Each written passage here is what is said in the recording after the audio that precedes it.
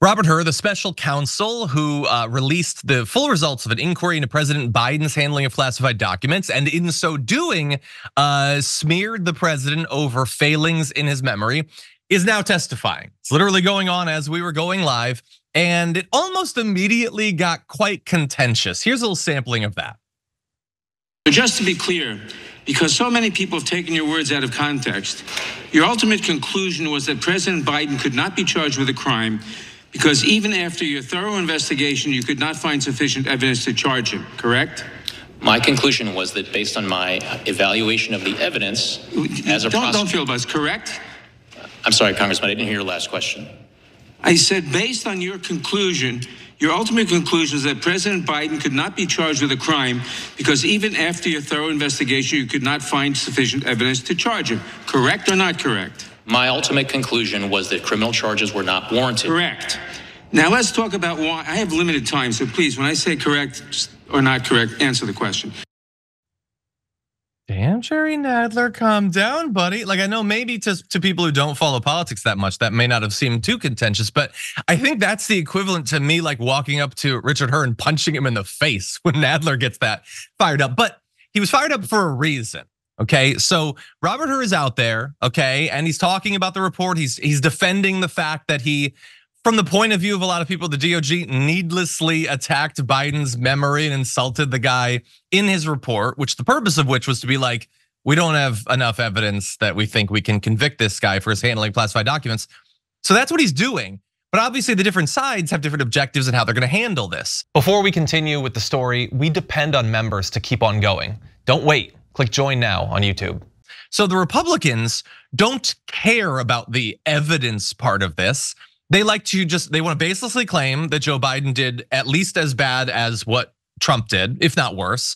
And much more importantly, he's a doddering old senile fool. And so they want to focus on that part of the report. They love the little insults that Hur put into the report, and they want to gloss over the whole there was no cause to try to prosecute him part. So I'm glad that Nadler focused on that. And we're gonna get to a little bit of what was actually revealed today about Biden's memory issues, the parts of what Hur had said previously that seem to be true, and the parts that seem to be at least exaggerations of what actually happened in the interviews. But before we get to that, Ravana, what do you think?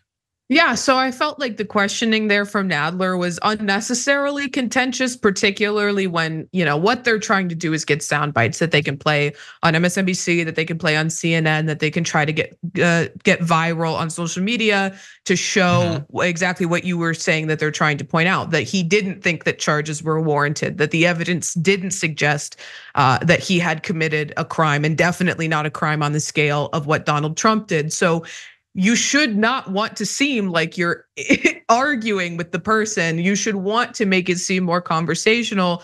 Obviously, the prosecutor was appointed to that position, and he doesn't have the same political aligning as Nadler in the Democratic Party, but you don't want to make it seem like you're fighting him to get him to say that. That was his conclusion. That was what he wrote in his report. That was what he believed. So you should be able to, and attorneys don't like to answer questions with one word. So if you let him explain his thought process and get essentially the same answer, just a little bit more drawn out, it's still going to prove your point. But I think it is important to sort of, and obviously I'm no fan of Joe Biden, but to sort of hammer home that this is not comparable to what Donald Trump did. Yeah. It is not even in the same realm or universe in what Donald Trump did. And look, no reasonable person believes that it is. Right. There are people who can see the differences, and there are people who don't care about the differences, so they imply there are no differences. No Republican weighed the evidence and looked at all, and then they're like, you know what? These are equally troubling because all of the people who were like, Biden did all of this on purpose. He wanted to buff his Corvette with nuclear secrets or whatever. None of them think that Trump did anything wrong, to be clear. So all of this is so utterly pointless. I tuned into quite a bit of the testimony live, and dear God, was that a waste of time. I waste a lot of time on YouTube, never like I did in watching this. Jim Jordan is such a pathetic hack. He is like it's not like politicians were ever these noble creatures of virtue and wisdom, and the pundits were just doing their best. None of that has ever been true, but dear God, are people worse than they used to be? And stay tuned, because we're gonna have an example of, I think, a perfect example of that coming up later in this block. But I wanna talk about his memory, because Hur is like, no, it's totally reasonable for me to savage this guy over his memory. And in some cases, perhaps it was. But are you gonna be shocked when you find out that he was kind of being dishonest in his little report about the transcript? So let's see, we have, obviously, he made the claim that Biden, quote, did not remember when he was vice president. As evidence, in the letter, he quoted Biden as saying, if it was 2013, when did I stop becoming vice president? According to the report, Mr. Biden displayed similar confusion on the second day of questioning, asking, in 2009, am I still vice president?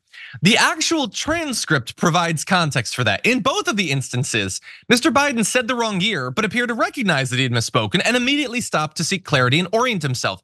It's not like Hur was like, what year did you stop being vice president? And Biden was like, I don't know, Jack, here's the deal, I don't know. That's not what it was. He was talking extemporaneously, he stumbled a little bit, and then tried to clarify. And I honestly, like, I know that these people are desperate they see all of these mashups of Trump fumbling and bumbling through his speech, and they just want parody. But this is not how memory is tested, okay?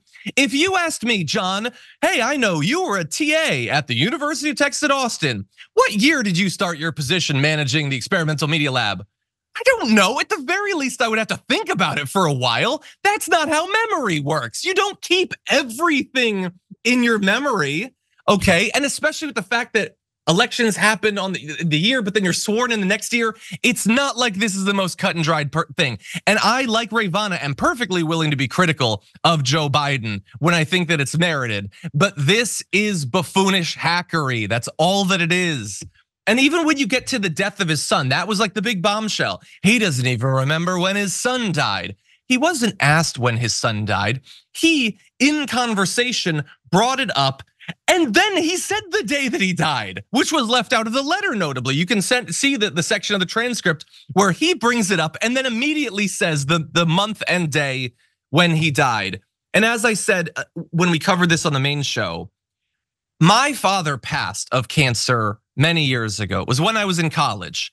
And I could not tell you what year it was, because some things are traumatic and you block them out. You don't fetishize all of the specific granular details of it. That's not how trauma or memory works. And I feel like a lot of people are not even stopping to think about whether they would remember comparable things because they are so horny to pin this on Joe Biden and his senility. Ravana? Yeah, I mean, when I was actually reading the full transcript, I immediately jumped to the same thing that you just mentioned. Like, I've been having to track down dates for the, I've obviously just accepted a new job. They've been asking me, what dates did you start with your, previous employer? What was your last day working there? And, I could say, God, I don't know, what year did I start? And then sit and think about it and then pull the year out. But the date, they asked me what day I graduated, both undergrad and law school. And mind you, I graduated law school less than a year ago. I have no idea what day it was. I don't freaking remember. So I think it was really dishonest. And as I mentioned, obviously he was, he is not nonpartisan. All right, this investigator, this prosecutor, excuse me.